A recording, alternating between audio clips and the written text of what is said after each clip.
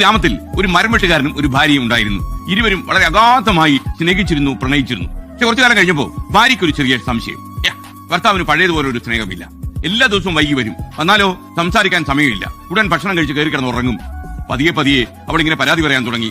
നിങ്ങൾ എന്താ നേരത്തെ വരാത്തത്? നിങ്ങൾ എന്നെ സ്നേഹിക്കുന്നില്ല, നിങ്ങൾക്ക് പഴയ പോലെ സ്നേഹമില്ല. ഇങ്ങനെ ഓരോന്ന് പറഞ്ഞ് കലഹങ്ങൾ ഉണ്ടായി. ഒരു ദിവസം ഭാര്യ ഭർത്താവിന്റെ സ്നേഹം ഒന്ന് അളക്കണം എന്ന് തീരുമാനിച്ചു. പഴയതുപോലെ സ്നേഹമുണ്ടോ എന്ന് അറിയണമല്ലോ. ഭാര്യ പറഞ്ഞു, നാളെ അതിരാവിലെ നമ്മൾ പണ്ട് കണ്ടുമുട്ടിയ ആ കുന്നിന് മുകളിൽ ഒന്ന് പോകും, നിങ്ങൾ വരണം, പക്ഷെ വൈകി വരരുത്. ഭർത്താവ് സമ്മതിച്ചു. അയാൾ പതുപോലെ പകൽ മുഴുവൻ പണിയെടുത്ത് വളരെ അവശനായി വീട്ടിലെത്തി. ഭക്ഷണം കഴിച്ചു. ഉറങ്ങാൻ കിടന്നിട്ട് ഉറക്കം വരുന്നില്ല. ഇനി എങ്ങാനും നാളെ രാവിലെ ഉണരാൻ വൈകിയാൽ അവൾക്ക് വലിയ സങ്കടമാവും. കുന്നിന് മുകളിൽ എത്തണമെന്നല്ലേ പറഞ്ഞിരിക്കുന്നത്. അയാൾ അപ്പം തന്നെ ഒരു കാര്യം ചെയ്തു. രാത്രി തന്നെ കുന്നിന് മുകളിലേക്ക് കയറിപ്പോയി. രാവിലെ വരെ കാത്തിരുന്നില്ല. പോകും വഴി ഒരു മനോഹരമായ പനിനീർപ്പൂവ് അദ്ദേഹം കയ്യിൽ കരുതി. അവിടെ വന്ന തണുപ്പുണ്ടായിരുന്നു, വലിയ തണുപ്പായിരുന്നു. ഈ തണുപ്പത്ത് കോച്ചി വിറച്ച് അയാൾ ഉറങ്ങാതെ ഇരുന്നു. രാവിലെ ഭാര്യ വരുമല്ലോ. രാത്രി നല്ല മഞ്ഞും നല്ല ശീതക്കാറ്റും ഉണ്ടായി. എങ്കിലും അയാൾ അവിടെ തന്നെ ഇരുന്നു. മടങ്ങാൻ തീരുമാനിച്ച് ഒരു തീരുമാനമൊന്നും അയാൾ എടുത്തില്ല. നേരം പുലരാറായി.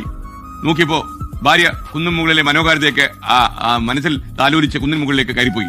പക്ഷെ അവിടെയൊക്കെ പരതിയിട്ടും ഭർത്താവിനെ കാണാനില്ല. ഭാര്യയ്ക്ക് സങ്കടം സഹിക്കാൻ കഴിഞ്ഞില്ല. താൻ സംശയിച്ചത് ശരിയായി. ഭർത്താവിന് തന്നോട് ഒരു സ്നേഹവും ഇല്ല. അവൾ വളരെ നിരാശ കൊണ്ട് തിരികെ മടങ്ങി. മടങ്ങുന്ന വഴിയിൽ അപ്രതീക്ഷിതമായി ഒരു കുഴി കണ്ടു. ആ കുഴിയിൽ തന്നെ ഭർത്താവ് വീണ് കിടക്കുന്നു. അയാളുടെ ശരീരം മഞ്ഞു മൂടി മരവിച്ചിട്ടുണ്ട്. കുലുക്കി വിളിച്ചു. അയാൾ ഉണരുന്നില്ല. ആ കണ്ണുകൾ എന്നേക്കുമായി അടഞ്ഞു.